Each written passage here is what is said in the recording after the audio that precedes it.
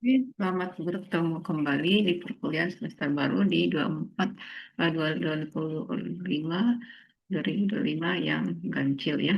Jadi mata kuliah kita adalah AI Computing Platform. AI Computing Platform terdiri dari AI, Artificial Intelligence atau disebut kecerdasan buatan, computing dan platform. Apa saja yang termasuk ke AI atau kecerdasan buatan ini? Ada satu algoritma dan model statistik ya, mempelajari bagaimana si AI-nya bisa bekerja berdasarkan data-data statistik, kemudian menganalisis data, machine learning atau pembelajaran mesin, membuat bagaimana si komputer itu dapat bekerja sendiri atau machine ya, belajar sendiri dan menghasilkan informasi. Pengenalan pola atau pattern recognition ya, pola mendeteksi atau melihat bagaimana pola, bisa pola dari bentuk gambar ataupun pola dari perilaku ya. Pemrosesan bahasa alami ini mengkhususkan ke lineage ya, NLP, visi komputer atau vision komputer atau computer vision. Ini adalah bagian dari AI yang memproses atau mengolah data berbentuk gambar. Kemudian ada pengembangan yang membuatkan pembelajaran menggunakan robotika. Berikutnya, apa saja yang menjadi deskripsi dari AI Computing Platform? Di computing platform ini akan dibahas konsep, arsitektur, serta implementasi platform komputasi yang mendukung pengembangan dan penerapan si AI atau kecerdasan buatan. Nah, di sini lebih berfokus kepada perangkat kerasnya seperti CPU, GPU, TPU, edge device, dan beberapa perangkat lunak yang mendukung penerapan dan pengembangan AI-nya. Mahasiswa juga akan mempelajari di sini ke big data ya. Jadi ada kecerdasan buatan, ada juga dengan big data platform. Apa saja yang mendukung big data platform? Ada Docker, Kubernetes, Cloud AI Service. Kemudian dibahas juga bagaimana etika menggunakan AI ya, bagaimana keamanan AI-nya.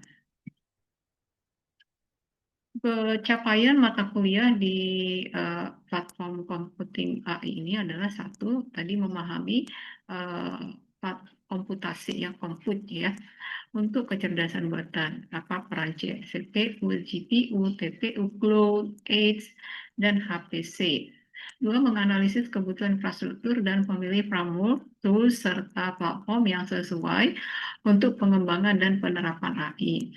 eh, ini banyak nih ya software-software tools platform. Nah, kita harus menyesuaikan berdasarkan pengolahan data atau permasalahan yang kita bahas. Ketiga, mengimplementasikan model AI bisa juga menggunakan TensorFlow, ya bagian dari Python, PyTorch, Scikit-learn. Nah, ini semua adalah pembelajarannya di Python. Tapi di mananya, bagian mananya, atau library mana yang bisa melakukan pengembangan AI tadi. Empat, menerapkan deployment ya, mendeploy ya model AI menggunakan Docker, Kubernetes, layanan cloud tadi. Yang kelima, mengintegrasikan AI pada Edge IoT. Jadi si eh, IoT, cloud itu sangat bergantung juga kepada perangkat-perangkat yang tadi mendukung si AI. Karena menunjukkan kesadaran etika ya. Jadi ketika ada pengolahan data, eh, menghasilkan data, ini ada namanya etika.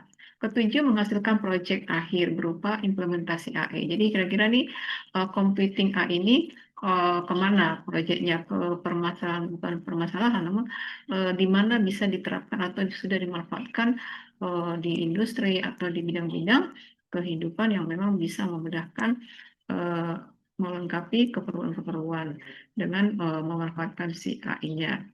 Nah, beberapa artikel yang memang sudah banyak membahas si AI ini, pertama, bagaimana sistem dapat mendukung AI yang berinteraksi dalam lingkungan terbuka.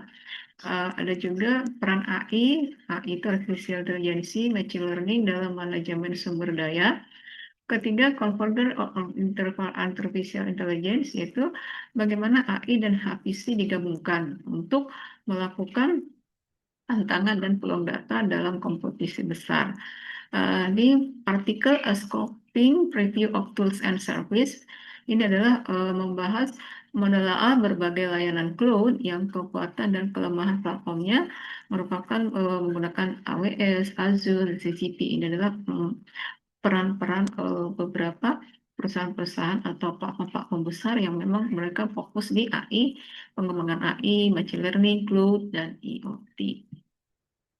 Nah, ada juga dia framework AI deployment di sini untuk pengembangan deployment AI-nya di kesehatan dengan berbagai model aspek privasi, monitoring, dan pemeliharaan. The security and privacy of mobile and computing. Ini juga AI digunakan untuk meningkatkan keamanan berdasarkan framework referensi. Edge computing with artificial intelligence survei tinjau dari sudut pandang machine learning terhadap AI dengan edge computing. Artificial intelligence merupakan bagian dari machine learning, bagian dari pengembangan IoT juga tadi adalah cloud ya. Jadi di sini bagaimana melakukan tantangan-tantangan riset mengenai si AI-nya. Software ya, kalau disebut software lingkungan framework AI. Jadi apa saja yang bisa digunakan? TensorFlow untuk deep learning, prediction, PyTorch dipakai untuk riset, Keras High Level API di atas TensorFlow. Kemudian ada skip-learn. Ya, ini kalau kamu ya sudah kita kan sudah bahas pakai machine learning nih. Nah, ini library-library-nya hanya ditambahkan yang mana itu Keras, yang mana TensorFlow, PyTorch sesuai tadi kemanfaatannya, kegunaannya. Kemudian ada Hugging Face Transform (NLP) Natural Language Processing. Jadi ini mengkhususkan di bagian bahasa ya. Word, OpenCV, Computer Vision. Kalau kamu itu belajar berada namanya komputer grafik, ini bisa digunakan ya. Ada juga untuk data atau big data platform digunakan Apache Spark, PySpark untuk data skala besar, DAS, Parallel Computing di Python, Pandas. Ini Pandas yang sering kita pakai, data processing skala kecil ke menengah. Nah, untuk di cloud digunakan Google Cloud, Cortex AI, AWS dengan SageMaker, Microsoft Azure. Ini kepunyaan dari Microsoft ya. Di lingkungan IDA and Environment ada Jupyter Notebook, ya, ini bagian si Python juga. Jupyter Notebook yang merupakan standar untuk eksperimen AI.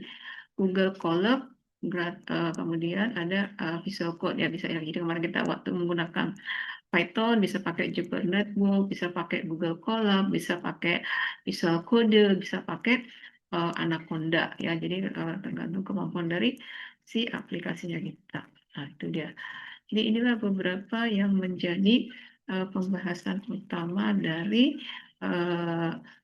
AI computing dan platform yang akan dilakukan 16 pertemuan. 14 pertemuan itu adalah materi dan di pertemuan ketujuh itu akan ada proyek 1 dan proyek 2-nya. Nah, demikian pembahasan kita di pendahuluan. Terima kasih.